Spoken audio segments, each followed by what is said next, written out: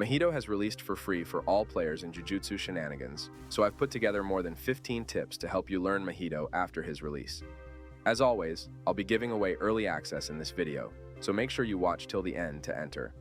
I hope you find these tips useful.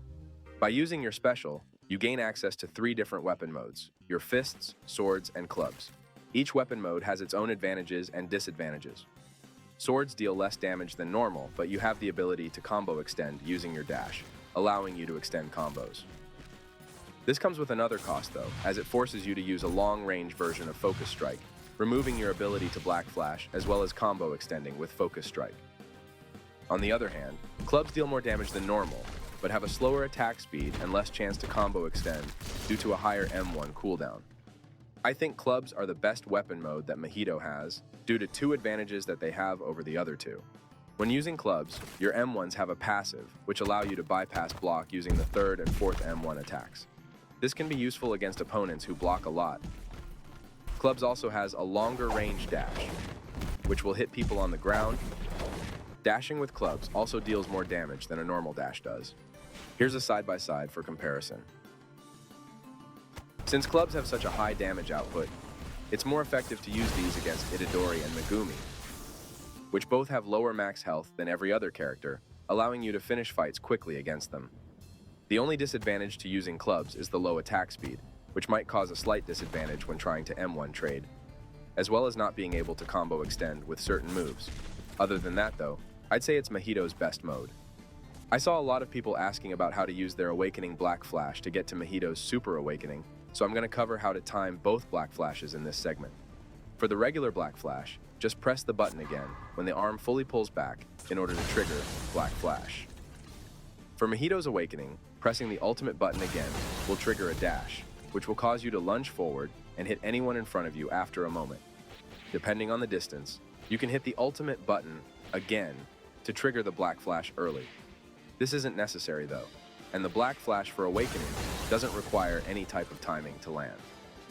A while ago, TZ removed the method of flicking your camera back to combo extend stockpile, making it so if the first hit lands, the second is guaranteed to hit as well.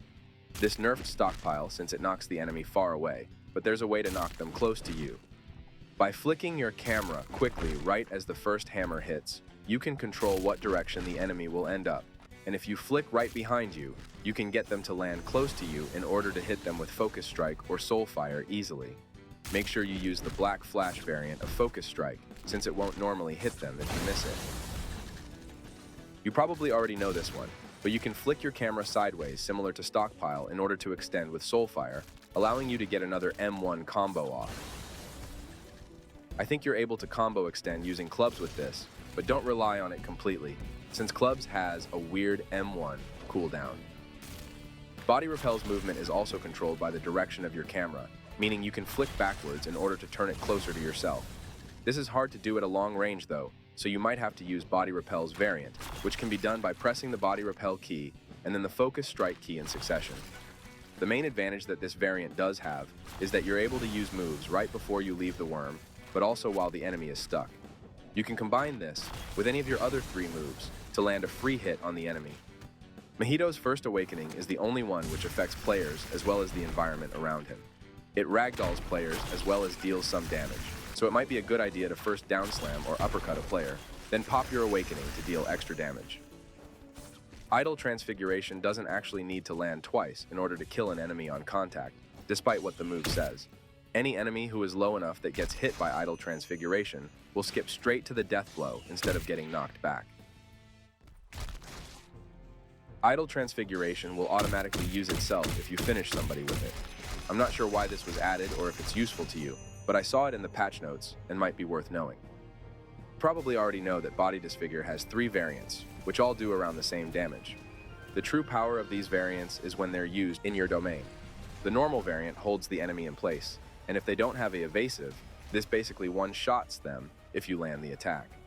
The sword variant is good at quickly moving in and cornering enemies running away. Lastly, you can use the club variant to hold down enemies and move them against the wall to trigger the one-shot effect. Make sure you press your special key again to let them go though, since even though their bar will be fully depleted, they won't die until they're out of your grasp. Spike Wrath is a pretty self-explanatory move, so I don't really have a tip for it. Just make sure you don't get hit by anything, since you still take damage, and it can get the move cancelled. If your enemy doesn't have an evasive, you can easily guarantee your domain by simply uppercutting them at the end of an M1 combo, then popping the domain. You can do this by holding space during the end of your combo. Your Awakening Black Flash has quite a decent range, and you can use it early by pressing the Awakening button again. If your enemy doesn't have a Ragdoll cancel dash, you should be able to guarantee all 3 Black Flashes without them even getting up. Just make sure you time your Black Flashes carefully, since if you pop them too early, you'll lose the chance to get into your Super Awakening. Before we continue on to the next tip, I think now would be a good time to announce the giveaway for early access. Last video, I said I was going to give 4 early access game passes, but since I haven't done a video with a giveaway in a while, I'm choosing 6 winners this time. Here's the winners for early access. I'm hosting another giveaway this video for 4 more early access game passes, so if you want to enter, make sure to first subscribe, like the video, and comment down below a tip that you have for playing Mahito to help other people out. Thanks for all the support recently, and back to the video. Widespread Strikes gives you invincibility frames during the movement phase, as well as during the attacking phase.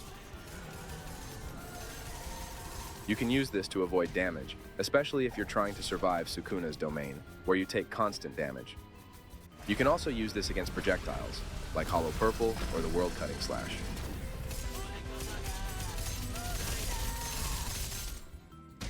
In the recent update, Face Blitz's startup was slightly nerfed, taking longer to charge, and you're fixed to only one direction.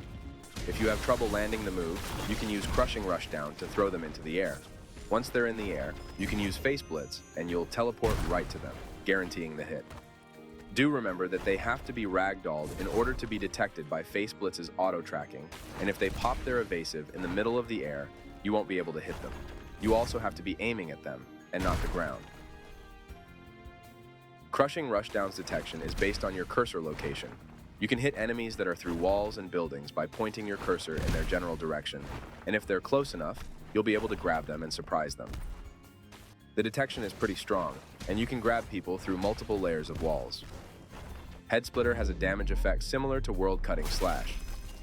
If 1 or 2 people are caught in the counter, you will one-shot both of them.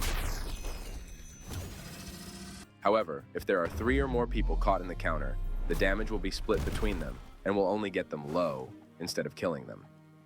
The more people end up getting caught in your counter, the less health everyone loses, meaning if you're getting teamed up against heavily, it'll be less effective. There probably won't be a situation where you'll catch 3 or more people in the counter, but I'm mentioning here just in case it ever happens to you.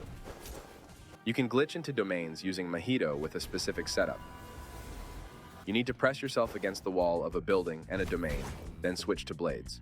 You need to dash, then use Shift Lock to flick yourself into the direction of the domain right before the dash fully activates.